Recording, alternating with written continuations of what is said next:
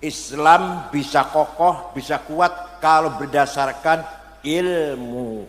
Kalau hanya berdasarkan demo, takbir, tongkat, gak akan maju itu. Gak akan maju itu. Islam bisa maju kalau di basic, diperkuat dengan ilmu pengetahuan. Said Muhammad bin Alwi Al-Maliki di Mekah. Mireng namanya itu mireng. Saya tenan ini, Habib tenan ini. Habib tenan asli ini. Said Muhammad bin Alwi Al-Maliki. Waktu saya di sana, santrinya 700. Putar-putar Bahmun, dia mau doain aku. Belum lagi provokasi. Pancasila kafir. Pemerintah Indonesia tauhid. Kenapa? Kalau tidak menjalankan hukum Allah. Qurannya ada. Faman lam yahkum bima anzalallahu faulaikul kafirun. Karena siapa yang menjalankan hukum Allah kafir.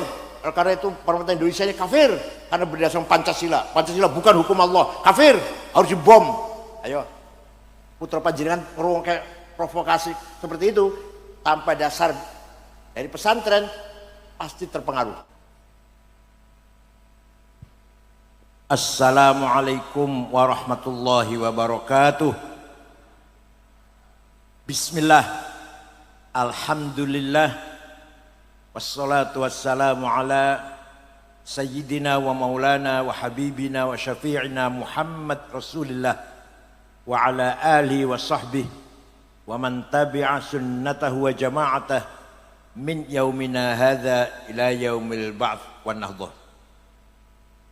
Hadratil muhtaramin, ashabal fadilah, sadatil ulama wal masyayikh, ashabal ma'ahid, ashabat turukis sufiyah, akhil muhtaram Gus Arif Nuris Azzallahu bi'izzih, para tokoh masyarakat, pejabat pemerintah, Pak Kapolsek, Pak Camat, Pak Lurah, pengurus Nahdlatul Ulama, Badan Otonom, Muslimat Fatayat, Ibnu PPNU, Ansor Banser Pagar Nusa, Sadati wa Sayyidati, Anisati Ashabi wa Zumalai, Abnai wa Banati ayyuhal hudur. Khotimin yang berbahagia dan khotimat, azzakumullah bi'izzih.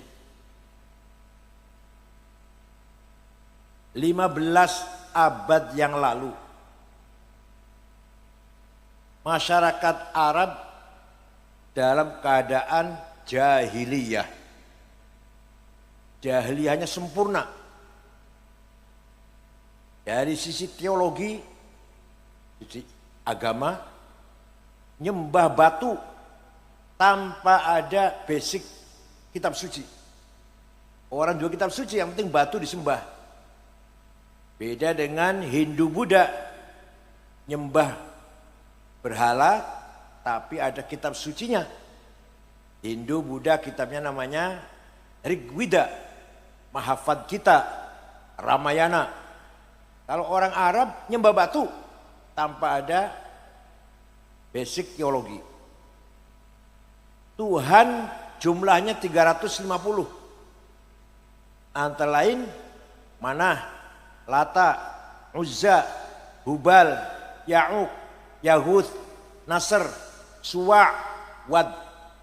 Antara nama-nama Tuhan yang disembah oleh orang Arab. Tidak ada pendidikan, tidak ada peradaban. Hidup bersuku-suku, mudah sekali perang. Kalau sudah perang puluhan tahun. Terjadi perang Fijar. Masalahnya sepele. Tamu ontanya dicuri. Itu antara yang punya onta dan keluarga yang mencuri, perang 40 tahun. Rasulullah waktu itu usia 14 tahun, membantu pamannya Abu Thalib membawakan anak panah. Rasulullah menangi perang Fijar. Perang itu 40 tahun, hanya gara-gara masalah sepele. Nah, kalau punya anak perempuan, takut menjadi beban, tidak bisa membantu cari rumput, cari air, lebih baik ditanam hidup-hidup. Termasuk Sayyidina Umar ketika belum Islam pernah mengubur anak perempuannya hidup-hidup. Itulah keadaan bangsa Arab ketika itu, 15 abad yang lalu.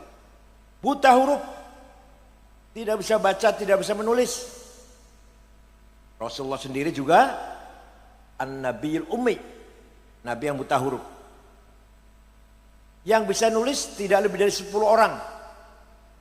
Umayyah bin Abi Salat, Antar al-Absi, Qus al-Ayadi, siapa lagi? Ka'ab bin Zuhair, Zuhair bin Abi Salma, yang bisa baca tulis di Mekah waktu itu. Semuanya buta huruf.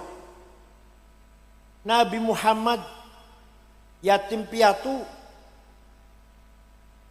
penggembala kambing, tidak pernah sekolah, nggak pernah ngaji, nggak pernah belajar bersyair, nggak pernah aktif di LSM, nggak pernah jadi koordinator demonstrasi, bukan nate. Tiba-tiba menyampaikan ayat Quran yang sangat luar biasa. Waliya'lamal ladzina utul ilma annahul haqqu mir rabbika fayu'minu bihi fatukhbita lahu qulubuhum wa innallaha lahadil ladzina amanu ila siratim mustaqim. Ini contoh ini.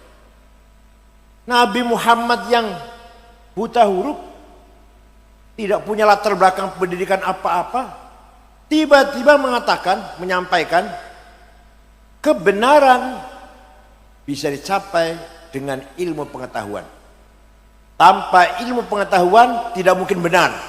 Waliya'lamal ladzina utul ilma annal haq. Kebenaran al-haq harus dicapai dengan ilmu pengetahuan. Di bidang apa saja, bertani, beternak, membangun gedung, harus sampai ilmu pengetahuan. Kalau tidak berdasarkan ilmu pasti salah. Kalau benar, sekali dua kali kebetulan kalau benar. Kalau ingin maju harus dibarengi dengan sains dan teknologi. Begitu pula agama. Kalau ingin benar dalam beragama, harus dengan ilmu pengetahuan. Tidak cukup kalau hanya pesantren kilat 2 minggu, jenggotnya dowo, ora cukup. Gak usah jenggotan, gak usah. Asalkan benar-benar paham ilmu agama.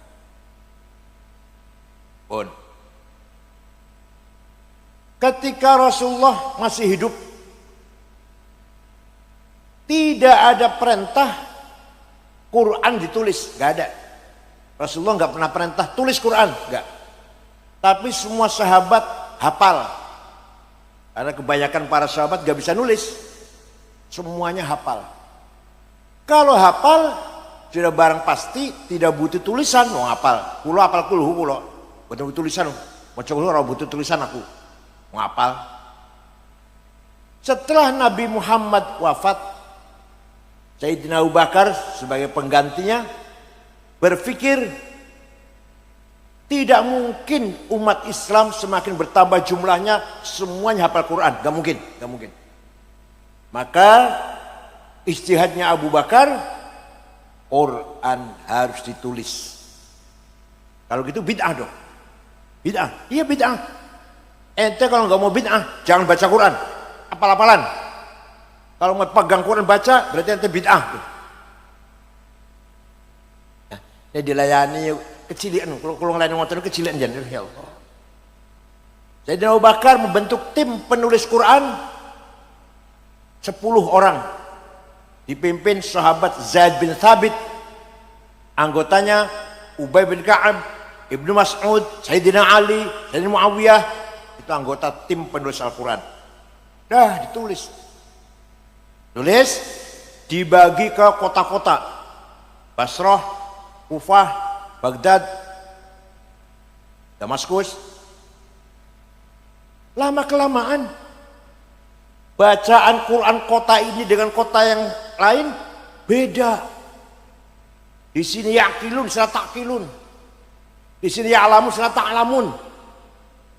Maka ketika Khalifah Utsman bin Affan, semua Quran ditarik ke Madinah, kemudian ditulis ulang yang lain dibakar. Resmi satu, kemudian diperbanyak, dibagi-bagi. Yang lain tadi dibakar. Maka sejak Sayyidina Utsman sampai sekarang namanya Mushaf Utsmani. Apa Bu? Apa artinya? Mushaf Pak Haji Utsman. Mushaf yang ditulis oleh Khalifah Utsman. Hanya saja Mushaf Utsman yang asli saya nggak bisa baca. Kalau nggak ada fotokopinya, kalau nggak ada. Saya punya fotokopinya, nggak bisa baca. Kenapa? Titik saja nggak ada. Ba, ta, sa, nun, ya sama. Ayo semua corak. Jim, ha, kho, podo. Dal, dal, gaul bedane. Ro, zai, podo. Sin, shin, sami. Ayo bisa baca nggak?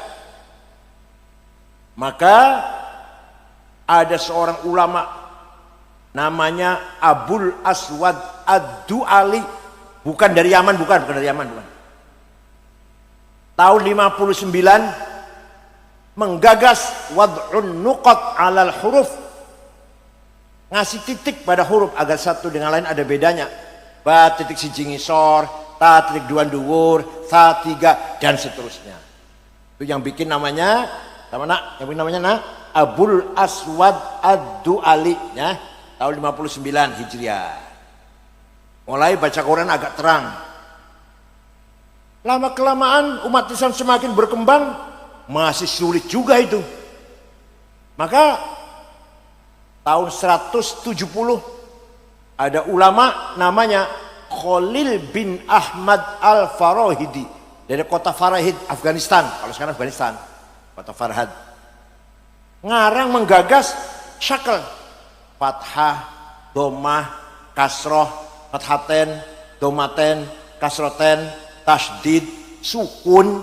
Sigawe sapa nak? Jawab sapa nak? Jawab sigawe sapa? Imam Khalil bin Ahmad Al-Farahidi. Baru mulai terang, titik ono, harokate ono. Tapi orang Banyumas, orang Purwokerto, mau Qur'ane makhrajnya masih keliru. Keluarnya suara, maksudnya artinya keluarnya suara dari tenggorokan. Mengucapkan huruf keliru. Innallaha wasi'un ngalim, gitu ya. Kalau panggil saya Kiai Sangit Ngakil, insyaallah. Al-Sunnah wal Jamaah. Keluarnya suara dari tenggorokan membunyikan huruf salah. Makhraj namanya, keluar suara itu. Maka ada seorang ulama tahun 224 menggagas ilmu tajwid tilawatil Quran. Ilmu memperbaiki baca Quran. Ilmu tajwid baru ada terminologi idhar, idgham, ikhfa, iqlab, qalqalah, mad lazim, tabi'i, huruf halaq, huruf mad. Sudah tahun 200-an tahun setelah Nabi Muhammad wafat baru ada ilmu tajwid. Paham mboten? Supaya maca Qur'ane bener podo karo bacaannya Rasulullah sallallahu alaihi wasallam dan para sahabatnya, maka kita butuh ilmu. Waktu zaman Kanjeng Nabi sahabat mboten butuh ilmu, sapal langsung wahyu turun hafal. Nah, kita yang umat yang sekarang harus berdasarkan ilmu supaya maca Qur'ane bener, ilmu tajwid. Ya itulah jasanya para ulama. Di sinilah pentingnya pesantren.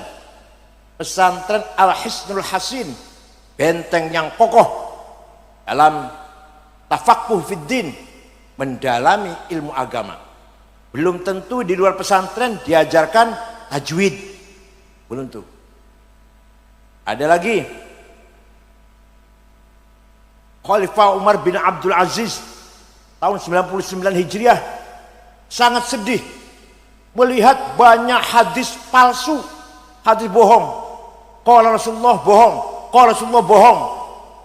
Maka Khalifah Umar memanggil seorang ulama namanya Syihabuddin Roma Hurmuzi dari kota Roma Hurmuz, Iran, asal Iran, kota Roma Hurmuz. Syekh, bisa tidak segera bikin metode ilmu menseleksi hadis. Insya Allah siap. 1 minggu menghadap Khalifah Umar sudah selesai ilmunya. Apa namanya? Mustalahul hadis. Hadis bisa sahih, diterima benar, syaratnya ada 4. Antara murid dan guru ketemu langsung. 2, namanya muttasil. 2, gurunya dhabit, apalan, orang tahu lalinan. 3, gurunya thiqah, bisa dipercaya, amanah. 4, adil, gurunya nggak pernah nyolong sendal di masjid. Itu baru diterima hadisnya itu. Kurang 1 syarat turun menjadi hadis hasan. Kurang 2 syarat turun menjadi hadis dhaif. Dhaifnya apa faktor dhaifnya? Mauquf, maqtu', munqati', mu'allal, mursal dan sebagainya. Ngaji koyo ngene iki hanya di pesantren. Enggak ada di luar pesantren. Paham mboten? Paham mboten? Belum ilmu nahwu grammar. Ana wong maca Quran salah. Wa annallaha bari'um minal musyrikin wa rasulih. Allah tidak melindungi orang musyrik dan tidak melindungi Rasulullah. Salah. Bacanya harus wa annallaha bari'um minal musyrikin wa rasulah. Wa rasulah, jangan wa rasulih. Artinya Allah tidak melindungi orang musyrik dan Rasulullah pun juga tidak melindungi orang musyrik. Rasulah. Kalau Rasulullah, Allah tidak melindungi orang musyrik dan tidak melindungi Rasulullah. Kalau Rasulullah, Allah tidak melindungi orang musyrik, Rasulullah pun juga tidak melindungi orang musyrik. Lahirlah ilmu nahwu. Yang pertama gagas ilmu nahwu namanya Amr bin Qumbur, yang terkenal dengan panggilan Imam Sibaweh. Orang Persia itu, bukan orang Arab. Darah Persia, darah Persia. Mulai ada terminologi mubtada, khobar, fa'il, maf'ul dan seterusnya. Itulah perkembangan peradaban Arab, peradaban Islam yang sangat luar biasa. Mufassir pertama kali, orang yang nulis tafsir pertama kali 10 jilid, bukan orang Arab. Abu Ja'far Ibnu Jarir At-Tabari, tafsir Tabari, orang Tabaristan. Orang Tabaristan itu. Orang pertama kali, orang yang mengumpulkan hadis 10 orang. Arab cuma 1, Imam Muslim. Imam Muslim Arab. Bukhari Uzbekistan, Soviet dulunya, sekarang Uzbekistan. Bukhari, Abu Dawud, Tirmidzi, Nasa'i, Ibnu Majah, Darimi, Daruqutni, Baihaqi, Al-Hakim, Imam Ahmad. Bukan orang Arab itu. Ahli hadis 10, yang orang Arab cuma 1, Imam Muslim. Imam 4, 2 Arab, 2 bukan. Abu Hanifah bukan orang Arab. Imam Malik orang Madinah. Imam Syafi'i orang Gaza, Palestina. Terakhir Imam Ahmad bin Hambal orang Afghanistan, kota Hambal. Walhasil ilmu dibangun oleh para ulama, tidak pandang dari suku mana, dari etnik mana. Walhasil ilmu ini bermanfaat agar kita menjadi umat yang selalu berdasarkan ilmu pengetahuan. Baca Quran ada ilmu tajwidnya, baca kitab kuning ada ilmu nahwunya, baca hadis ada mustalah hadisnya, dan seterusnya dan seterusnya. Maka lahirlah peradaban Islam, thaqafah Islamiyah, dengan bangunan ilmu, khazanah ilmu yang sangat luar biasa. Orang yang pertama kali menggagas matematik, ilmu hitung, Jabir bin Hayyan Al-Azdi, wafat tahun 160 Hijriah. Amerika durung ono. Amerika tidak wonten niku. Eropa masih bodoh. Baghdad sudah punya ilmu namanya ilmu matematik. Jabir bin Hayyan. Orang pertama kali menggagas angka 0. Tadinya kalau nulis 10 X nya 10 artinya. Kalau 20 ya X nya 2. Kalau 10 X nya 10. Kalau 100 X nya 10. Kalau 1000 X 100 jajar. Betapa repotnya itu. Imam Abu Yusuf Al-Khwarizmi menggagas 0, 10 1 0, 100 1 0, 1000 1 0 0. Ya Allah, orang Islam Pak, yang bikin 0 itu orang Islam. Abu Yusuf Al-Khwarizmi, orang pertama kali menulis tentang penyakit cacar. Kitab namanya Al-Hawi, Abu Bakar Ar-Razi, Dr. Abu Bakar Ar-Razi. Orang pertama kali menggagas kacamata, bikin kacamata, Hasan bin Haytham. Orang pertama kali terbang, mencoba terbang, Abbas bin Farnas. Niru burung, meniru manuk, terbang sekali sukses, 2 kali sukses, 4 kali jatuh mati. Tapi dalam sejarah tercatat dia pertama kali orang mencoba terbang. Orang pertama kali mencatat planet-planet di ruang angkasa, Abdurrahman bin Hawqal. Orang pertama kali menyelidiki peredaran darah dalam tubuh manusia, Abdurrahman bin Nafis. Belum lagi ilmu ukur handasah, Al-Bairuni, dan seterusnya dan seterusnya. Oleh karena itu Islam bisa kokoh, bisa kuat kalau berdasarkan ilmu. Kalau hanya berdasarkan demo, takbir, nggak tongkat, gak akan maju itu. Gak akan maju itu. Islam bisa maju kalau diperkuat dengan ilmu pengetahuan. Nah sekarang, ayo kita jangan ketinggalan. Monggo, jangan ketinggalan. Zamannya sudah sangat sangat menantang. Alhamdulillah Gus Dur wafat pun orang ketemu karo apa?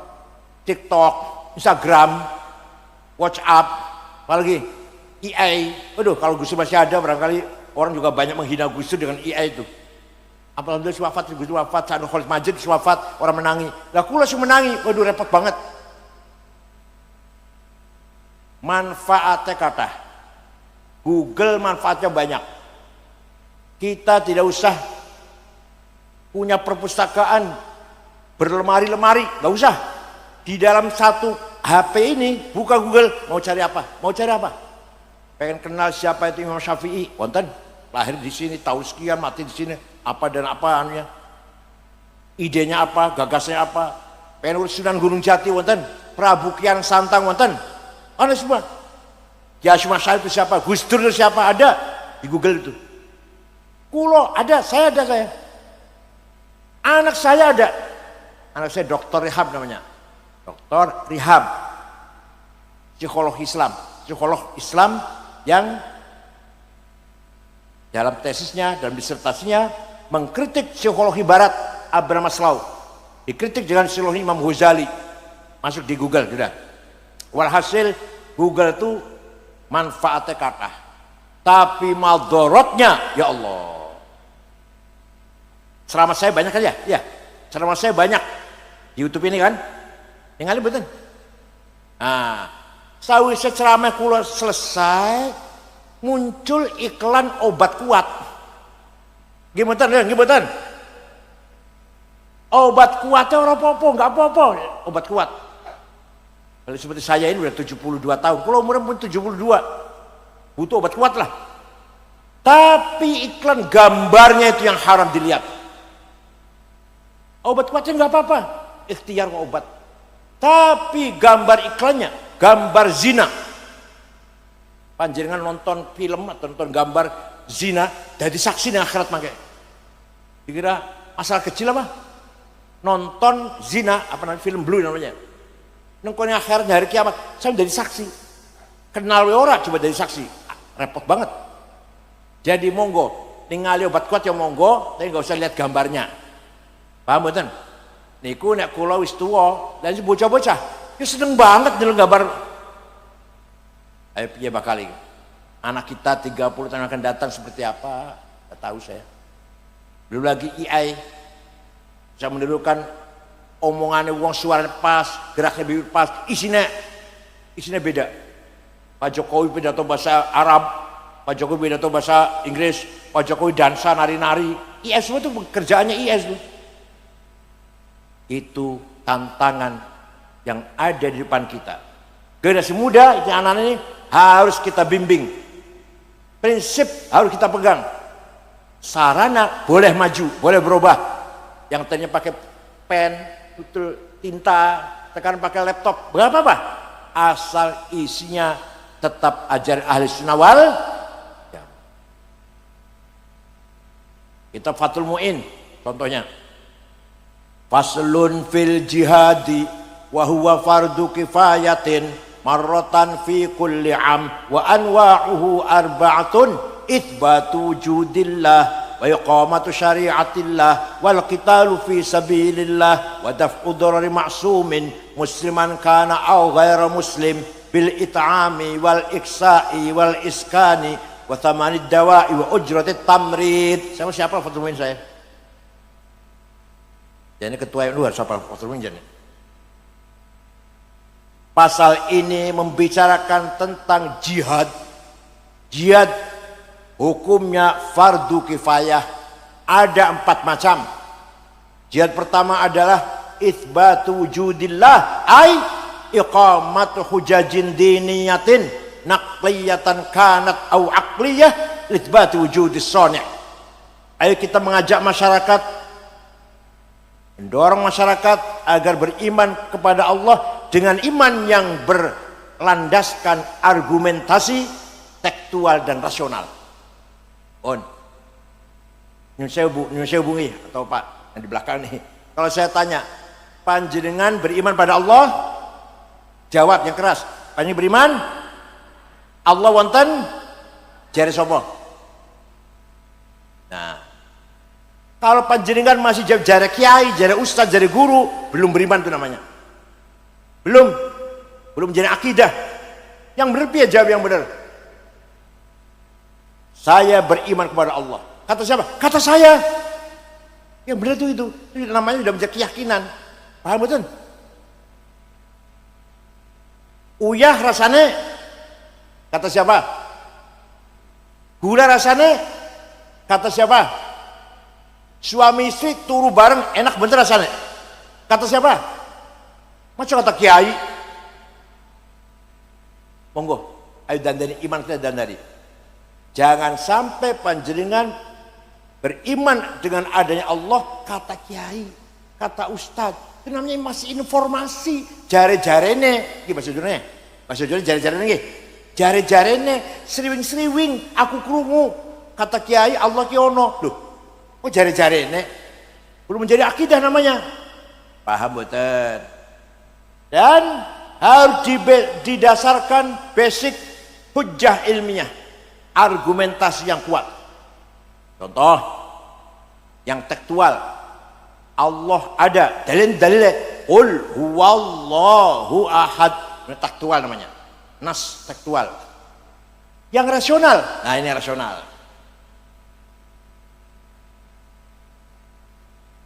Sesungguhnya kita ini tidak ada, tapi kita ini diadakan. Kita ini tidak ada sebenarnya, tapi kita ini diadakan oleh yang ada. Yang ada sebelum lapal ada itu ada, sudah ada. Bahkan kita menggunakan lapal ada atau lapal tidak ada karena ada yang ada. Maka yang ada hanyalah yang ada. Paham boten? Contoh atau bukti, bukan contoh, bukti. Kata ganti, domir, pronon. Ada 3 kan bahasa Arab. Aku, anak. Engkau, anta. Dia, huwa. Aku, engkau, dia. Silakan dipakai, silakan. Ana Said, ana Khalid, ana Muhammad, ana Abdullah, ana Toto. Boten nggih? Anta Khalid, kamu Khalid, anta Abdullah, anta Abu Bakar, anta Sukardi, anta Maryam, Zainab. Silakan dipakai. Dia Maryam, dia Zainab, dia Fatimah, dia Muhammad, dia Ahmad. Tapi nanti mati semua. Mati semua enggak? Mati semua tidak? Kalau sudah mati semua, tidak ada aku Said, aku Ahmad, aku Abu Bakar, enggak ada kan?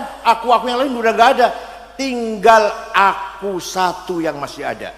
La ilaha illa ana fa'budni. Tidak ada Tuhan kecuali aku. Aku siapa ini? Aku siapa ini?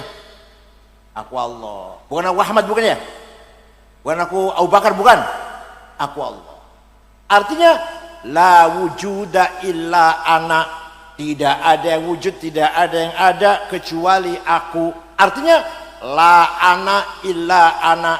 Tidak ada aku kecuali aku. Aku Ahmad mati, aku Abu Bakar gak ono kabeh. Aku Khalid gak ono, aku Zainab gak ono. Tinggal aku, Allah yang ada. La ana illa ana. Paham mboten? Paham mboten? Apa ngajine ngaling, sudah muka nakir. Senengane ngaji sudah muka nakir. Muka nakir itu dikala karo Abu Nawas. Waktu Abu Nawas akan mati, pesen karo anake aku mati dibungkus karo kain kafan sing wis ambrol. Sobek-sobek ireng, ojo sing anyar. Kenapa, Pak? Ora setakon. Begitu mati anaknya cari kain kafan yang sudah ambrol, sobek-sobek, bau lah. Harus dikubur. Bukan akhir datang mau nanya marah buka. Begitu masuk kaget muka loh. Ini mah sudah lama ini saya salah masuk. Balik mana gak situ nakone. Jadi ngaji ojo cerita muka akhir terus kalah ke Abu Nawas. Anta engkau Ahmad, engkau Toto, engkau Solihin, engkau Zainab, engkau Maryam, mati kabeh bakale. Tinggal anta satu yang tidak mati. La ilaha illa anta subhanaka inni. Tidak ada kecuali engkau. Itu artinya la wujuda illa anta. Tidak ada yang wujud kecuali engkau. Artinya la anta illa anta. Tidak ada engkau kecuali engkau. Engkau sudah mati kabeh, tinggal engkau Allah yang ada. Paham? Begitu pula dia Ahmad, dia Toto, dia Khalil, dia Zainab, dia Maryam, mati kabeh. Tinggal dia satu yang enggak mati. La ilaha illa huwal hayyul qayyum. Tidak Tuhan kecuali dia. Artinya la wujuda illa huwa. Artinya la huwa illa huwa. Jadi yang sebenar-benarnya aku Allah, yang sebenar-benarnya engkau Allah, yang sebenar-benarnya dia Allah. Kita ini menggunakan aku, engkau, dia, pinjam. Apa? Maunya berapa tahun pinjamnya? Jawab ya Allah. Maunya berapa tahun pinjamnya? 100. Maunya berapa tahun pinjamnya? Oh, orang jawab ya Allah. Maunya berapa tahun pinjamnya? Sing bener jawabnya terserah yang meminjemi. Jangan bilang 100 tahun, yang bilang 80 tahun. Terserah yang meminjemi. Sapa urung mau kok kene iki dari sini sapa urung. Tinggal rahimahullah. Paham mboten? Jadi yang sebenar-benarnya aku Allah, engkau Allah, dia Allah. Aku Ahmad, aku Abdullah, engkau Ahmad, aku Abdullah, pinjam sementara. Makanya sebenarnya kita ini tidak ada, tapi kita ini diada. Tuh namanya argumentasi rasional namanya. Paham betul? Supaya iman kita mantep, orang jere-jere mantep dari ke hati kita. Yang kedua jihad adalah wa iqamatu syariatillah. Ayo kita berupaya lakoni perintah Allah, menjauhi larangannya. Salat 5 waktu, puasa Ramadan, zakat, haji, umroh. Ayo. Orang yang tiap hari sholat nang mushola, zuhur, asar, maghrib, isya, subuh, itu jihad itu. Jihad itu. Sholatnya kalau kita kebanyakan sholatnya kan Jumatan tok nggih. Banyak yang gitu ya. Tapi jabat tuh, sholat Jumatan tok itu. Kebanyakannya. Tapi ada orang paling jadi imam terus ikhlas lillahi ta'ala ngimami subuh, zuhur, asar, maghrib, isya, sehingga musola itu hidup. Ada adzan 5 kali, ada jamaah 5 kali sehari semalam. Jihad itu Pak, berjuang itu. Paham betul? Begitu pula puasa Ramadan sebulan, zakat juga sama, umroh, haji, keluar uang, badan capek, bahkan sakit-sakitan kalau di sana. Jihad itu. Jadi menjaga syarat Islam itu jihad. Wal qitalu fi sabilillah. Perang membela kebenaran, membela hak itu juga jihad. Jadi perang itu bagian dari jihad, bukan satu-satunya jihad. Perang adalah bagian dari jihad. Ya Syekh Asy'ari ketika nikah datang, bawah pimpinan Brigjen Malabi mau nyerang Indonesia, mendarat di Surabaya. Hasyim Asy'ari mengeluarkan fatwa tanggal berapa? Tanggal berapa? 22 Oktober. Tanggal berapa? Hari santri. Tahun 45 Hasyim Asy'ari mengeluarkan fatwa membela tanah air, hukumnya fardhu ain, semua wajib, yang kaya, yang miskin, yang pintar, yang bodoh, yang pejabat, yang rakyat, semua wajib bela tanah air. Man mata li ajli watanihi mata syahidan, barang siapa mati demi bela tanah air mati syahid. Podo karo bela agama. Ya cuma syahid itu Pak. Terjadi peperangan tanggal 10 November yang tidak seimbang. Di sana senjatanya lengkap, bahkan ada pesawat tempur. Di kita paling opo, golok paling. Atau Bung Tomo yang tentara Bung Tomo, ya paling senjata biasa, bukan otomatis. Tapi kita menang, walaupun korbannya banyak, 20.000. Kan disebut Hari Pahlawan 10 November itu. Nah, Hasyim Asy'ari mengeluarkan fatwa itu, terpaksa angkat senjata, termasuk jihad fisabi. Tapi kalau aman jangan. Lagi amannya ngebom, salah. Kalau lagi aman ya nggak usah perang, lagi aman. Kalau lagi gawat, lagi kritis, ya kita harus perang lah. Semua keluar dari rumah, bawa apa yang ada, apa yang punya, membela kebenaran. Paham gak?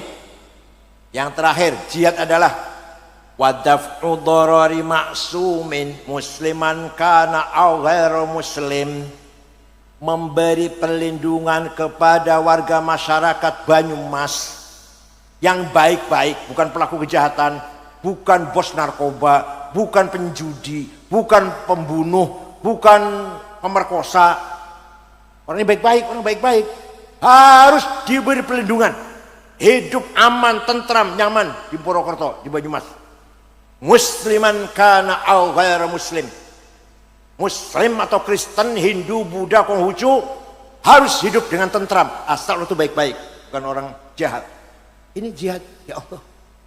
Kitab Fathul Mu'in, Pak, kitab kuning, punya konsep bagaimana membangun masyarakat yang beragama, beribadah, punya mental yang kuat, berani, dan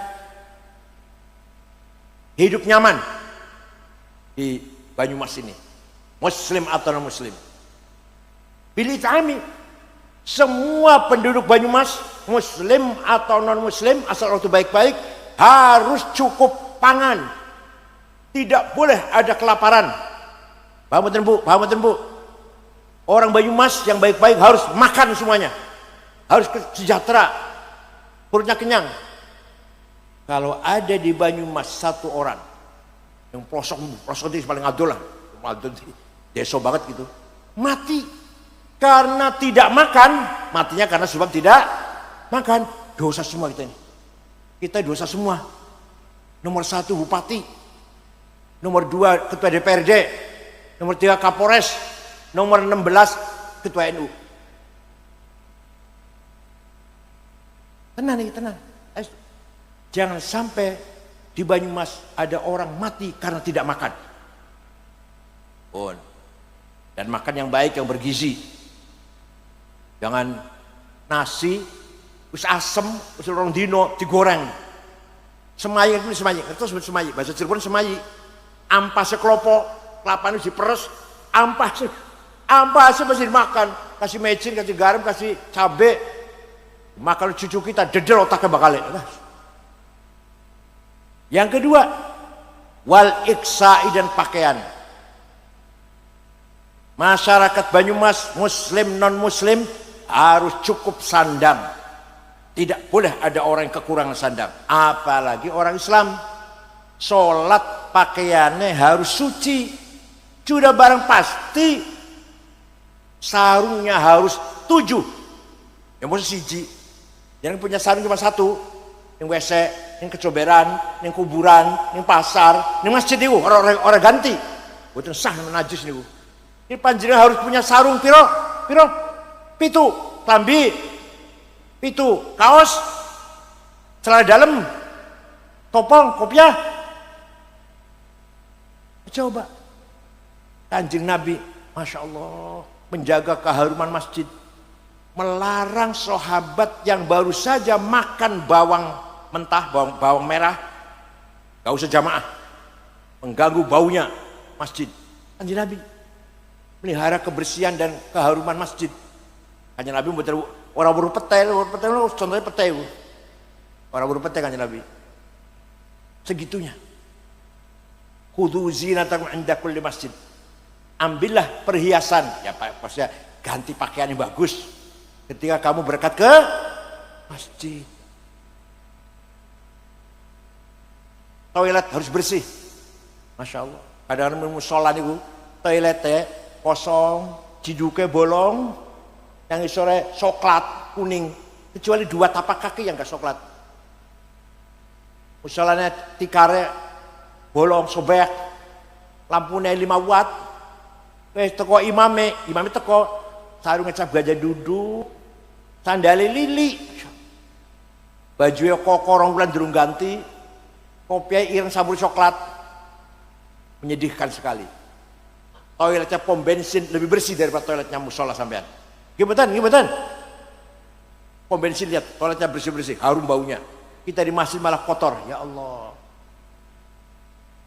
Wal iksai dan pakaian. Seorang ulama besar, waliullah bahkan, waliullah namanya Syekh Abil Hasan Asyadili, pendiri Tarekat Syadiliyah. Guru beliau namanya Syekh Abdus Salam bin Masis, kuburan di Tetuan, Maroko. Abdus Salam bin Masis gurunya namanya Abu Madyan Syu'aib Al-Ghauth, kuburan di kota Wahrun Al-Jazair. Syekh Syadili kuburan di Mesir.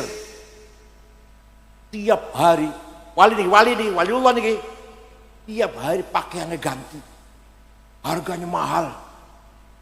Jasnya terdiri dari bahan wol dormil semeter 12 juta, sepatunya Hermes 11 juta, kacamata Cartier 45 juta,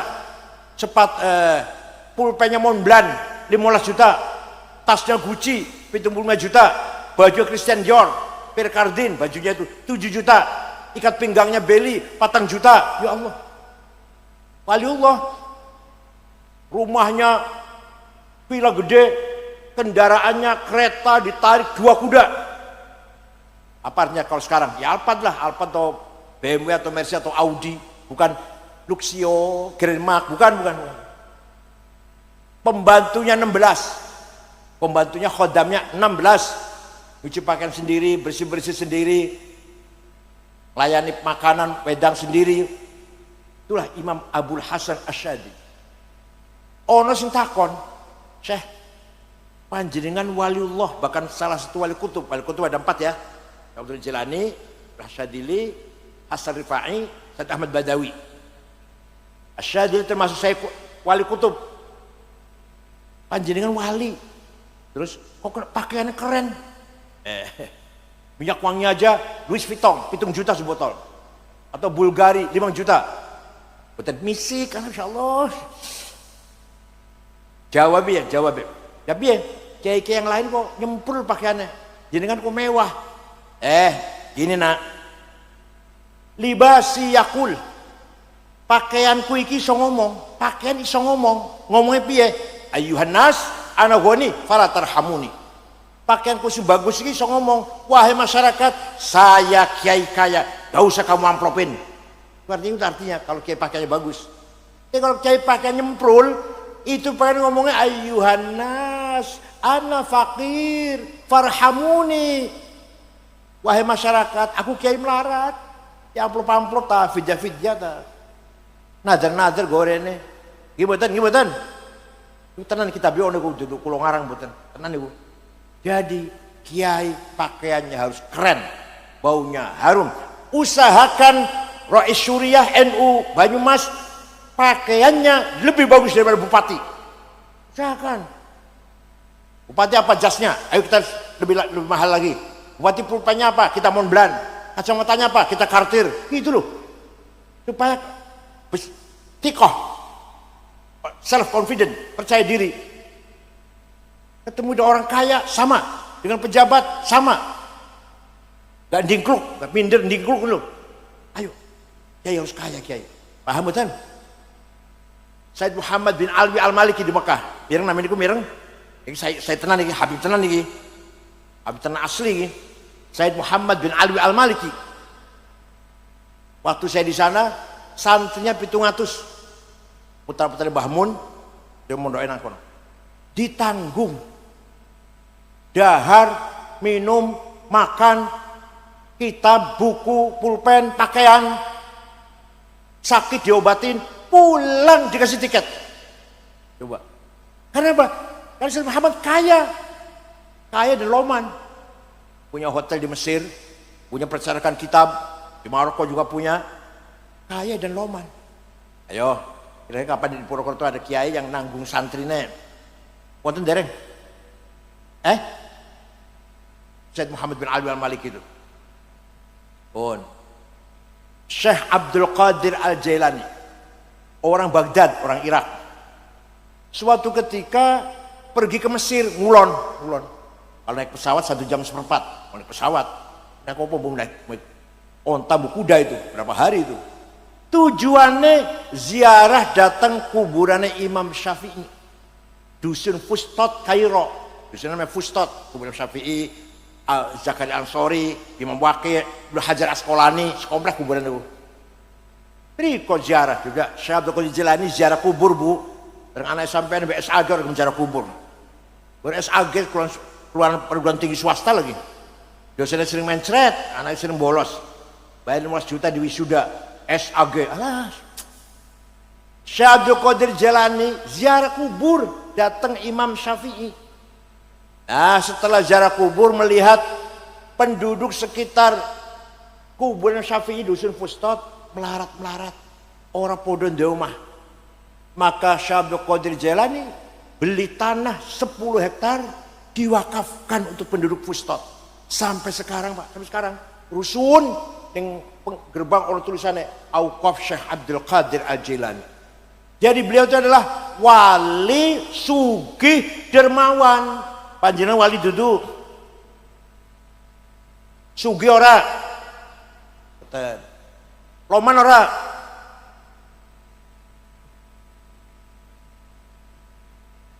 Wal yakhshal ladzina law taraku min khalfihim dzurriyyatan dhi'afan khafu 'alaihim falyattaqullaha wal yaqulu qawlan sadida.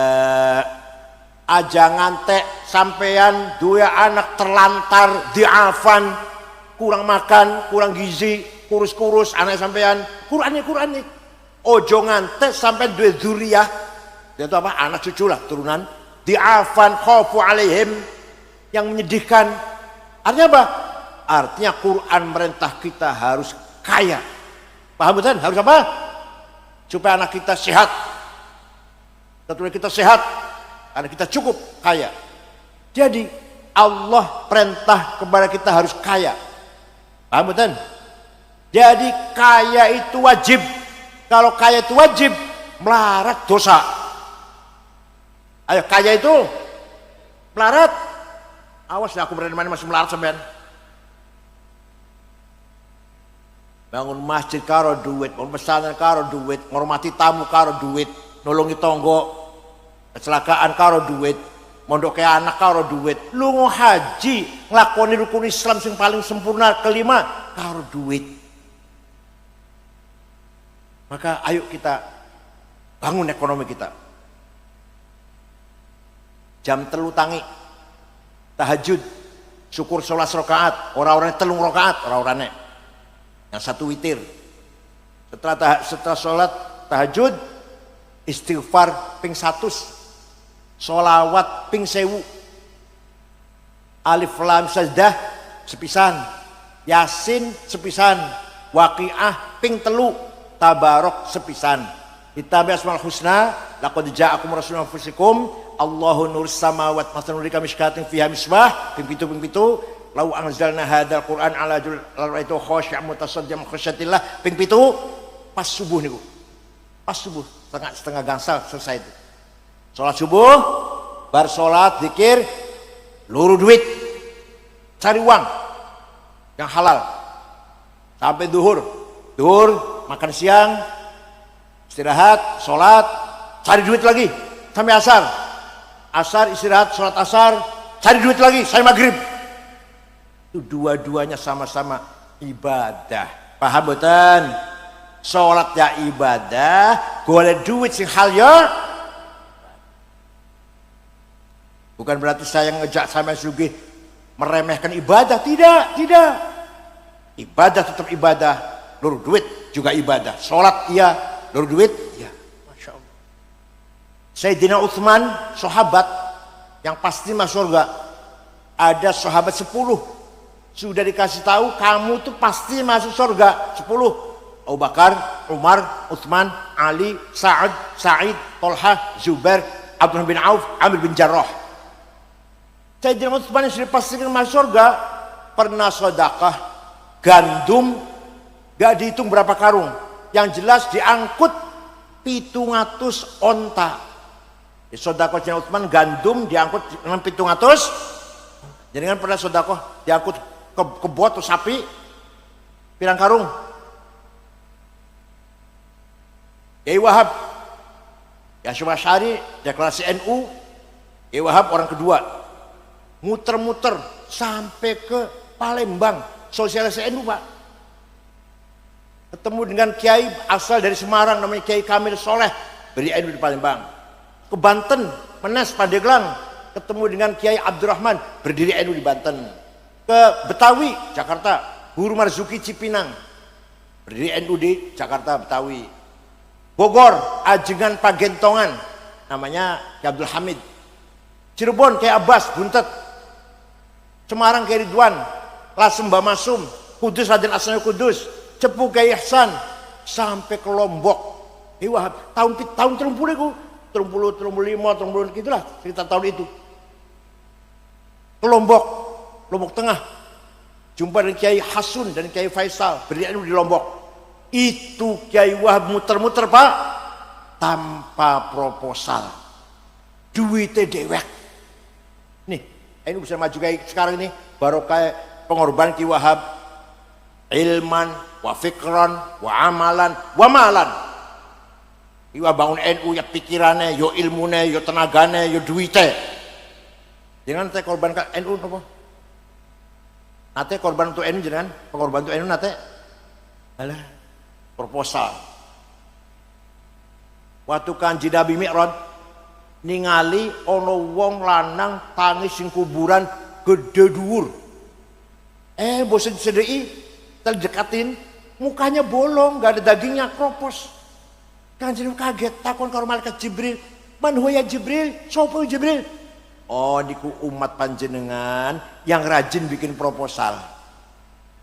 Bakal tangis sing kuburan, mukanya nggak ada dagingnya, bolong balik. Itu saya tuan tadi cerita Mi'raj tuan tadi. Oleh karena itu, di samping kita memelihara as-sarawatil ijtimaiyah, sosial kapital, masyarakat yang banyak, warga banyak, kita membangun as-sarawatil maliyah, financial capital. Paham betul? Nah, inilah jihad fisabilillah. Makan cukup, sandang cukup, rumah wal iskan. Rumah tuh yang paling tidak minimal 3 kamar. Coba anaknya wis gede Bu, anaknya wis gede, lanang wadon kudu pisah turune, wis gede. Paham betul Bu? Minimal ada 3 kamar. Untuk orang tua dan anak laki 1, anak perempuan 1, dewe-dewe. Jangan cuma 1 kamar. Umumnya sekamar ya Allah. Bapak, ibu, anak, sholat, wiridan, baca Quran, apa nih, mangan. Kemudian tamu nang kono, enggak, tidak ideal, tidak pantas. Kita orang Islam supaya ibadah makbul kalau Allah, ibadah baik, suci bersih, rumah harus dijaga kebersihannya. Minimal 3 kamar dan ada musola khusus. Paham ya? Itu namanya wal iskan.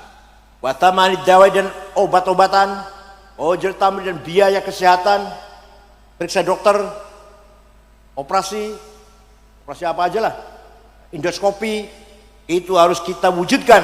Semua masyarakat Purwokerto harus mampu menjaga kesehatannya. Itu namanya jihad fisabilillah.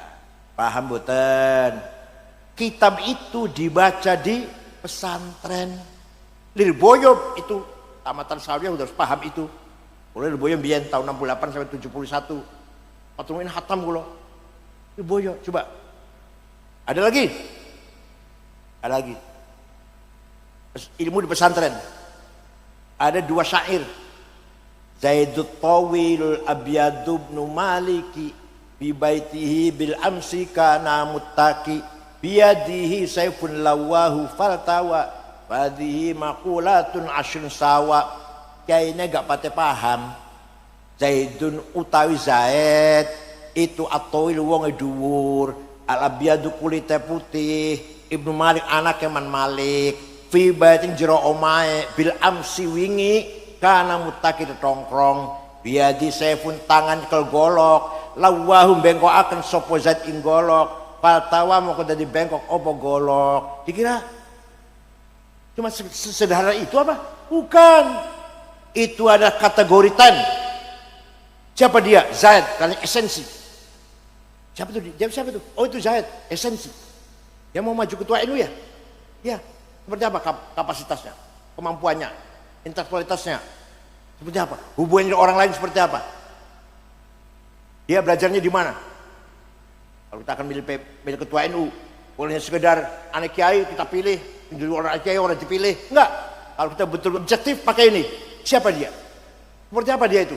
Hubungannya seperti apa? Posisinya seperti apa? Jadi Zaidun esensi, At-Tawilu quantity, Al-Abyadu quality, Ibnu Malik relasi. Fi baitihi jeromai time place, bil amsi time kana muttaqi posisi tongkrong tuh. Jadi tongkrong posisi namanya itu. Kemudian biadi saifun tangan kelgolok to have. Lawahu aksi faltawa reaksi. Ya Allah ini kiai kalau ngerang kayak gini santrinya pinter-pinter bakal ya. Cair otaknya cair itu. Kalau kita mau melihat orang supaya objektif, siapa dia? Kapasitas seperti apa? Kualitas seperti apa? Hubungan orang lain seperti apa? Posisinya apa? Di mana? Kapan? Dia punya kekuatan apa? Punya kekuatan apa dia? Dia punya golok tadi kan. Kalau golok Z. Dia punya kekuatan apa? Namanya to have namanya. Kemudian dengan kekuatan itu apa dia perbuat? Aksi. Setelah dia perbuat, apa akibatnya? Reaksi. Ini namanya kategori 10. Di pesantren diajarkan. Bu pesantren diajarkan di sini nih. Ya Allah. Satu lagi contoh, satu lagi. Sabu-sabu, heroin, kokain, narkoba haram. Di Quran tidak ada. Di hadis betul wonten. Ijma betul wonten. Itu harus pakai kias, otak harus cair. Ini otak harus cair. Lihat caranya. Hadza muskirun, ini barang memabukkan, namanya muqaddimah sughra, namanya premis minor. Wa kullu muskirin khamrun, setiap memabukkan masuk golongan khamr, namanya muqaddimah kubra, premis major. Wa kullu khamrin haram, sedangkan khamr itu haram, namanya qaul syarih, legal statement. Maka kesimpulannya hadza haram, narkoba iki haram. Namanya natijah shadiqah, positive conclusion. Diajari buat mereka ini. Itu harus seperti itu. Insya Allah kiai bakal cerdas nih Bu. Makanya kalau munas, para kiai NU kalau munas menjawab pertanyaan 15 pertanyaan 2 hari selesai. Itu pakai kias, otaknya cerdas.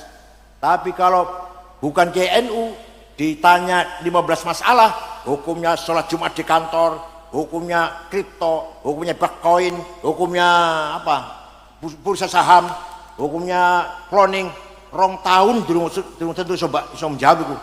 Dan ini Qurannya orang ono, hadis orang ono. Mereka maunya kan Quran hadis. Kalau kiai, Quran, hadis, ijma dan ya, kias ada 9. Aulawi, burhani, mantiki, jadali, istiqra'i, tamthili, khitabi, syi'ri, iqna'i. Kalau saya terangkan 2 tahun ini. Ngoten pun ilmu kiai ini Bu. Oleh karena itu ayo pesan al-hidayah harus maju, harus bermanfaat untuk masyarakat. Anak kita percayakan di sini. Insya Allah di samping ilmu, di pesan ada manhaj tarbiyah ruhaniyah, ada membangun karakter, akhlakul karim. Ini pesantren. Tidak ada antar pesantren tawuran, betul nonton? Gimana? Tapi tak antar SMP betul? Nah, antar SMA betul? Tapi tidak antar pondok tawuran, nggak ada. Waktu kula teng pesantren, duduk-duduk dengan teman itu, tidak pernah yang diobrolkan tuh mengko bakale kita jadi apa, gaji piro. Muter wonten niku ngobrol wonten muter wonten. Nggih mboten, iki sing pesantren. Atau yang pondok itu ono yang ngobrol. Oh bakal aku jadi apa ya? Gaji piro ya? Golongan pangkatnya apa? 2A, 3A, pose, boten wonten. Artinya apa? Santri luru ilmu teng pesantren bukan karena ingin jabatan atau kerjaan, pancen cinta pada ilmu yang dia dalami. Artinya apa? Ibtigha amardha. Tuh kelebihan pesantren. Insya Allah putra panjenengan keluar dari pesantren punya karakter, kepribadian, mandiri, tidak membebani orang lain. Gak ingin cari jabatan, dapat gaji dari negara, enggak, mandiri. Aku bilang, lo bukan pegawai negeri bukan? Ya urip kok. Saya bukan pegawai negeri, tapi urip alhamdulillah. Mobilnya lumayan dua lah. Oman dua, mobil dua, duit lumayan. Itu pegawai negeri. Tidak ada yang dibebani oleh saya, enggak ada. Alhamdulillah. Itulah barokahnya ilmu. Insya Allah semakin pinter anak-anak, kamu akan semakin dihormati oleh masyarakat, dan asal ta'ala rezeki gampang, hidupnya sejahtera, aman dan tentram. Ngoten nggih? Insyaallah. Dan ibu-ibu, bapak-bapak semuanya, ayo kita jaga anak-anak kita. Harus kita jaga, Pak. Jangan dibiarkan. Luar biasa itu, gawat ini luar biasa. Saya dulu ingin nonton bioskop film India.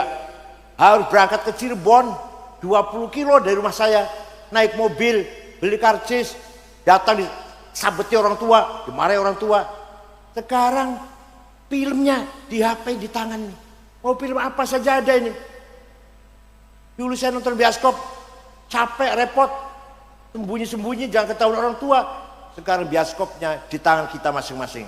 Nek wong tua barangkali tidak akan terpengaruh banyak, tapi bukan anak-anak remaja. Belum lagi provokasi, Pancasila kafir, pemerintah Indonesia tauhid. Kenapa? Karena tidak menjalankan hukum Allah. Qurannya ada, "Faman lam yahkum bima anzalallahu fa ulaikal kafirun." Barang siapa yang menjalankan hukum Allah kafir. Karena itu pemerintah Indonesia nya kafir karena berdasarkan Pancasila. Pancasila bukan hukum Allah, kafir, harus dibom. Ayo, putra panjenengan ngurung kayak provokasi seperti itu tanpa dasar dari pesantren pasti terpengaruh. Itu dari satu sisi. Sisi lain, apa itu sholat? Apa gunanya sholat? Apa gunanya puasa? Itu hanya mengurangi produktivitas. Wong puasa biasanya bisa kerja bisa dapat 10, paling dapat 5, wong lapar. Gak usah puasa. Itu mengurangi produktivitas. Itu namanya liberal, sekuler. Putra panjenengan baca itu terus menerus, ketularan, kepengaruhan. Oleh karena itu di pesan saya di Ciganjur di Jakarta, santri dilarang bawa HP. Orang tua nengok hanya boleh 1 bulan sekali, gak boleh. Padahal wonten orang tuanya wali murid yang ngaji datang kulo seminggu ping kali, malam Jumat dan malam Senin banyak. Gak boleh ketemu sama anak. Disiplin. Paham betul? Itu kalau kita ingin betul-betul mendidik anak-anak yang betul-betul mempunyai jiwa juang dengan ikhlas, insya Allah tamatannya bakal lulusannya akan menjadi mujahid yang alai kalimat ahli sunnati wal jamaah. Kalau bukan anak kita, siapa yang akan belani ahli sunnah jamaah itu? Siapa yang duduk awake dewe? Paham betul? Kalau bukan anak kita, jangan andalkan orang lain. Jangan sekali-kali mengandalkan orang lain. Orang lain bantu silakan, enggak apa-apa. Gitu loh. NU milik kita, Ahlussunnah madhab kita, harus kita yang memperjuangkan. Ngoten nggih? Jangan andalkan orang lain. Enggak mungkin orang lain akan perhatian pada NU kecuali kita sendiri. Orang lain dukung monggo, enggak dukung enggak apa-apa. Itu adalah gemblengan pesantren, insya Allah akan menjadi anak-anak yang punya gairah juang, semangat juang lillahi ta'ala. Saya kira cekap semanten mawon, wonten manfaatipun. Syukron wa dumtum fil khair barakati wan najah. Wallahul muwaffiq. Wassalamualaikum warahmatullahi wabarakatuh.